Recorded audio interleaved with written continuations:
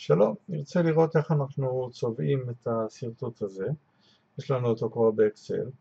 אז אם יש לנו משהו פשוט כמו פה, אין שום בעיה. אפשר לבחור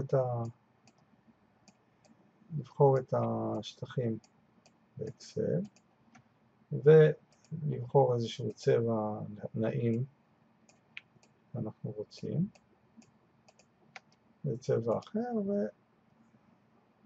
והכל ברור, הכל פשוט, אין שום בעיה. הבעיה נוצרת כשיש לנו שטחים שיש בהם אלכסונים. האקסל לא יודע לצבוע חצי משבצת. מה עושים?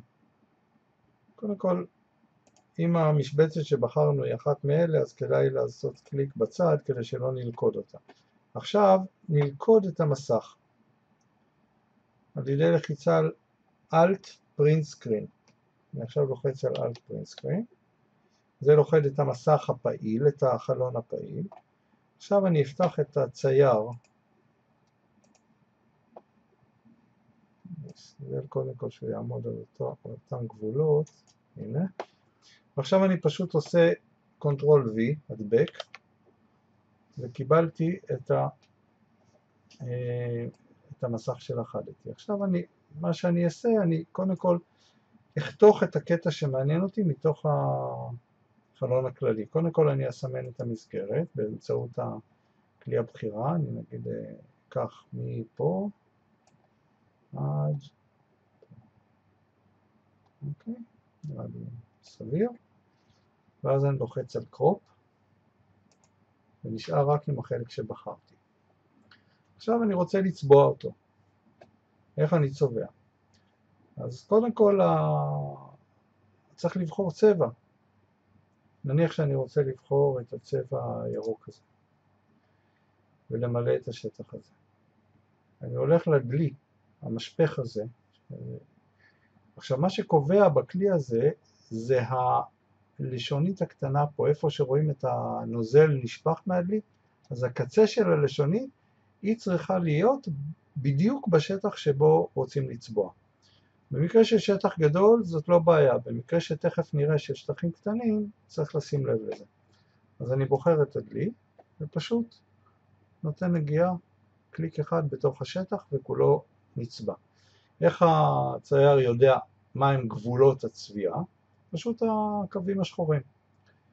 הקווים הקטנים שיש בתוכו הם קווים עם נקודות קטנות עם מרווחים ביניהם, ולכן הצבע עובר ביניהם ומכסה את כל השטח. אם הקווים האלה היו קווים מלאים, אז היינו צריכים לעבור משבצת, שטח בשביל לצבוע. נבחר למשל צבע אחר, ונצבע את הצד השני.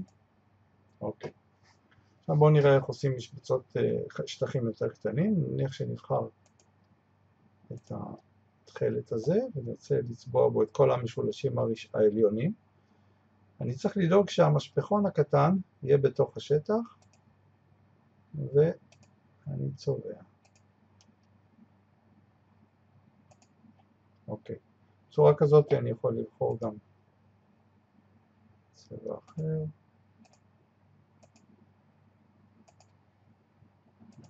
אדום.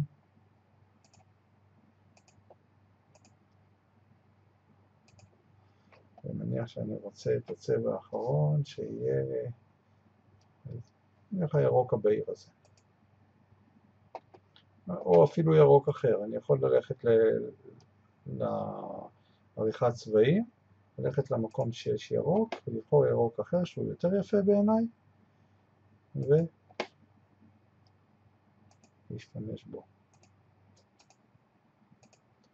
אוקיי, עכשיו מה קורה אם אני רוצה לצבוע באיזשהו צבע שנמצא כבר? למשל אני רוצה לצבוע בשני הצבעים האלה, את החלקים האלה.